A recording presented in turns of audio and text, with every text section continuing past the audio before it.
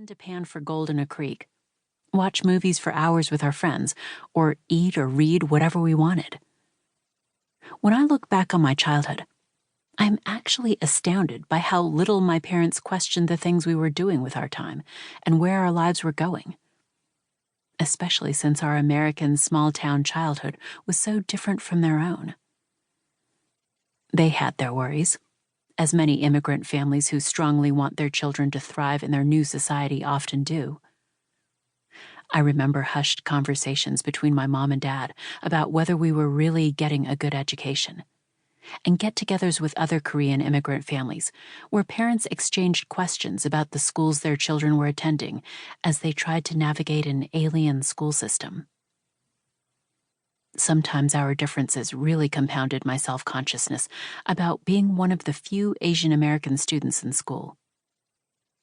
But like many American parents of my generation, I find myself looking back with amazement at a degree of freedom and acceptance that seems virtually lost today.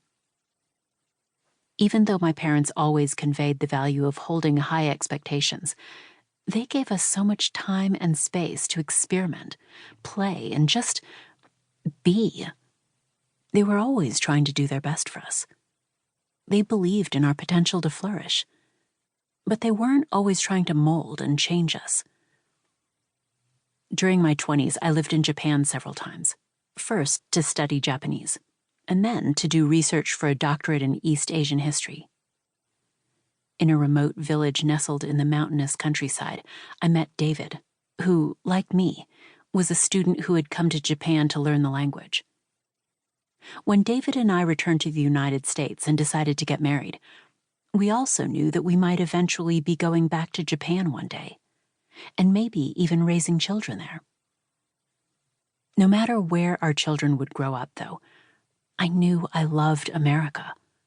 And I knew there were many things from my own Korean-American upbringing and my Jewish-American husbands that would shape our family's life. Now that we have 4 children, it seems incredible to me that I once wondered whether I would ever have the chance to be a mother. But having children has also humbled me, opened my eyes to how many decisions there are for parents to make, to how hard parenting can sometimes be, and to how uncertain I sometimes feel about whether I'm making the right choices and doing right by my kids. I was so sure about so many things before my children were born. They would eat no junk food, watch no violent TV. If my children were raised peacefully, they would never show interest in weapons or war. I would be attentive to them and watchful of their feelings. I would be an accepting, protective parent to give them a secure base. When Benjamin was 5 and his little brother Daniel was 3, we moved to Tokyo. I'd been a mother for 5 years already. I was certain that the way I parented, or at least tried to, the way I'd learned in America, was the best way, and continued to feel like I was doing things right as our family expanded. Our 2 daughters, Mia and Anna, were born in Japan. I'd been taught it was important to put our kids' needs first, to give them lots of choices, to praise them, to make them feel confident. Like me, the American parents I knew made sure to keep their kids safe from risks and spend quality time playing with them, or else feel guilty about not playing with them.